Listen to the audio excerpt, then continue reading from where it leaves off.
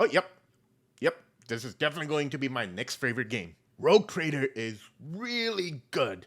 I'm a big Warhammer 40k fan, and for the longest time, I wanted a game that truly captured the greater entity that is the Imperium. From its bureaucracies to interplanetary politics, basic economics, and the day to day experience of everyday Imperial citizens. Don't get me wrong, I still love the good old fashioned Space Marine bolter porn. But for me, the best stories in Warhammer 40k are the ones that deal with everyday mortal humans. And by God, does this game deliver on that front. The lore and world building in this game is created with so much love and care that I found spending majority of my time reading every single tidbit of lore, conversation, and random text prompt in the game. To give you an idea of how much it takes for a game to get me invested in its lore, Chaos Gate is my favorite 40k title so far. I have played it end to end multiple times, and at this point have metaphorically written the book on how to play it. Even so, for almost 9 months, I had no clue who or what Typhos was, even though all my knights would yell, "For Typhos!" on every other action. It was not until someone in the comment section pointed it out that I realized Typhos was the name of their battle group.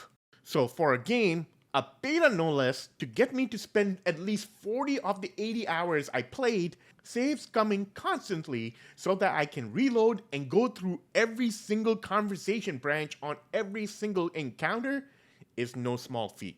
It is developed by the same people behind Pathfinder, which is another game that I really enjoyed, and the two games have a lot of things in common. The story being played out with text prompt is copy-paste from Pathfinder, and I don't mind it being like that because the dialogue is really well written.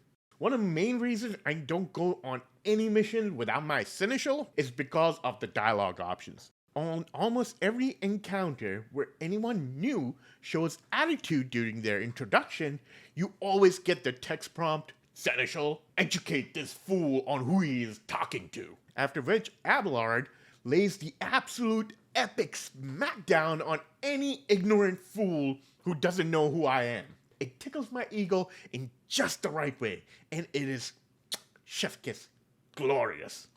Also, the story and conversation choices seem to have a much more significant effect on the outcome of your campaign than they did in Pathfinder. I remember always being aware of having to pick the right conversation path, but I never felt like any of the paths would mess up my campaign. In Rogue Trader, even the order you do your missions in can affect not just the story, but also the difficulty of the successive missions and even the rewards that you get. Your choices in the story truly matter. The art style also borrows a lot from Pathfinder, but that is where the similarities end.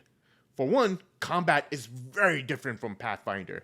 Pathfinder was played in real time with the option to pause to give out commands. Rogue Trader is 100% turn-based, and I like it. The attacks are very satisfying and well animated. And for now, it seems like burst fire on ranged weapons is the strongest option. So naturally, I tried to make a glorious melee force. To my surprise, both a melee heavy or a range heavy party don't really work too well in this game. Melee heavy parties get wrecked by sniper fire. Range fire is really powerful right now, but if your burst attack doesn't land all the hits, you can get absolutely pancaked by the enemy team.